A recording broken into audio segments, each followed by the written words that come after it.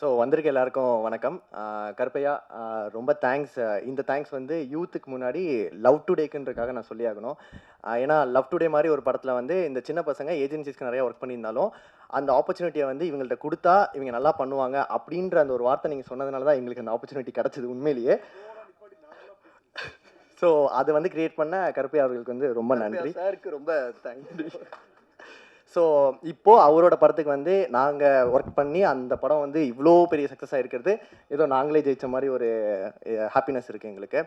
And moreover Karuppaiya அவர்கள பத்தி சொல்லணும் அப்படின்னா, என்னதான் வந்து யூத்தோட படம் இப்போ போயிட்டு இருந்தாலும், என்கிட்ட வந்து ரெகுலரா ஒரு கால் ஃபாலோ அப்ஸ் இருக்கும்.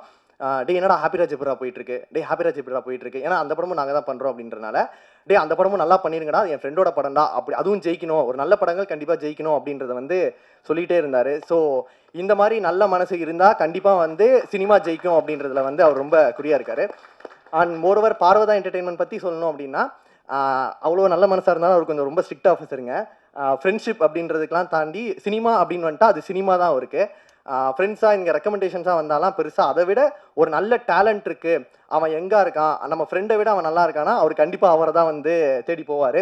ஸோ அந்த மாதிரி வந்து சினிமா வந்து ரொம்ப பேஷனா லவ் பண்ணி ஒர்க் பண்ணிட்டு இருக்கிற ஒரு ப்ரொடக்ஷன் ஆஃபீஸ் தான் வந்து பர்வதா என்டர்டெயின்மெண்ட். ஸோ சினிமா மேல ரொம்ப பேஷனா இருக்கிறவங்க என்ன தாண்டி இந்த வேலையை வந்து யாருனாலும் சிறப்பா பண்ணிட முடியாது அப்படின்னு நினைச்சீங்கன்னா, கண்டிப்பா வந்து பார்வதா என்டர்டெயின்மெண்ட்ல வந்து உங்களுக்கான ஒரு இடம் இருக்கும். ஸோ அப்படிப்பட்ட இடம் தான் வந்து யூத்தா ஒரு டீமாவே கிரியேட் ஆகி வந்து இங்க இவ்வளோ பெரிய சக்சஸ் வந்து உருவாக்கியிருக்கு. ஸோ கருப்பையா அவர்கள், ஸோ சினிமா மேல நீங்க வச்சிருக்க அவ்வளோ லவ் அண்ட் இதுதான் வந்து இப்படி சக்சஸ் கொண்டு வந்திருக்கு. So thanks so much Karuppaiya for this opportunity. And Ken Ken அவர்களை வந்து நான் சன் மியூசிக்ல எனக்கு தெரிஞ்ச அவரோட ஆல்பம் சாங் பண்றப்போ தான் பார்த்தேன். ஸோ ஒரு ஆல்பம் சாங்க்கே வந்து அவ்வளோ ப்ரொமோஷனல் ஆக்டிவிட்டீஸ் வந்து ஒருத்தரால் போய் பண்ண முடியுமா அப்படின்றது வந்து எனக்கு அப்போ ஷாக்காக இருந்துச்சு.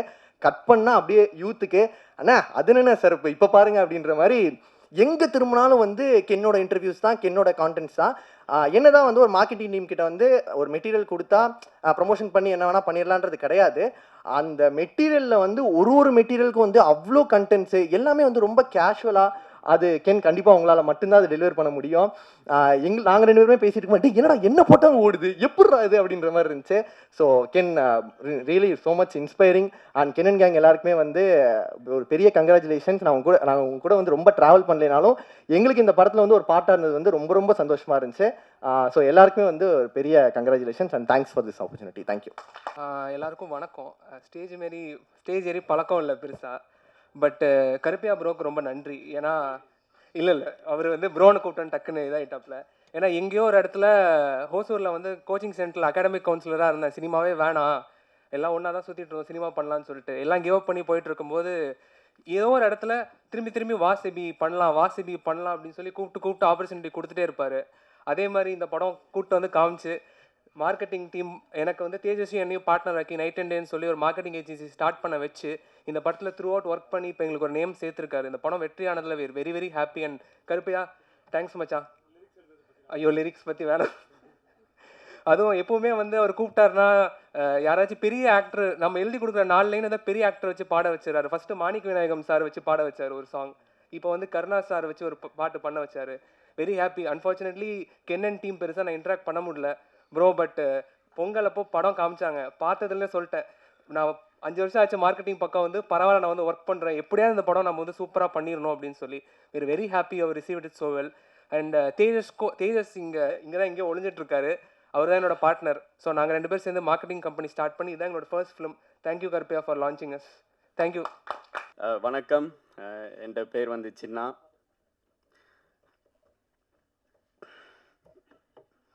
நீ ஏன்டா அந்த பாட்டு பாடினா இப்போ அந்த பாட்டு பாடிருக்காட்டி நான் எமோஷனலாக இருக்க மாட்டேன்.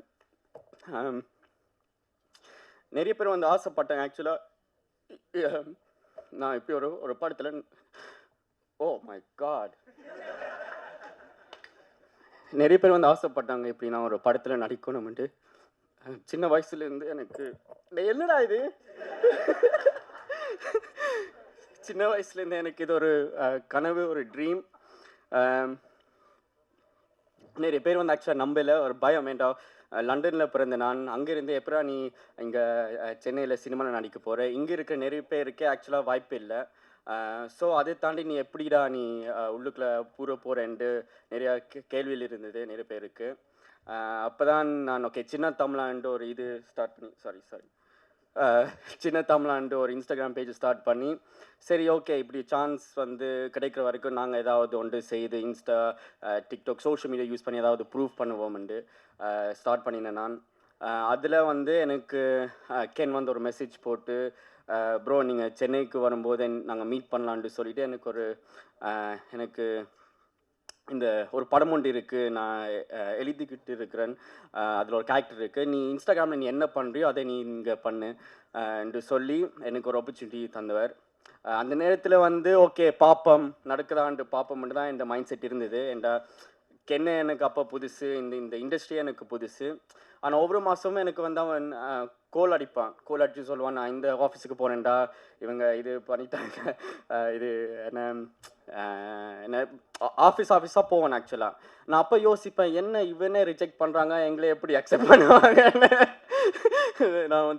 நான் யோசிப்பேன். ஆனால் எனக்கு ஒரு நாள் ஃபோன் அடிச்சு சொன்னால், ஆகஸ்ட் 25 நீ வந்து சென்னைக்கு வரப்போகிற, வந்து இந்த படத்தில் நீ நடிக்க போகிறேன்னு சொல்லி நான் போனேன். நான் ஃபர்ஸ்ட் டைம் என்ட்ரு ஆறேன் ஒரு ரூமுக்குள்ள, ஒரு குட்டி ரூம் இந்த சைஸ் தான் இருக்கும்.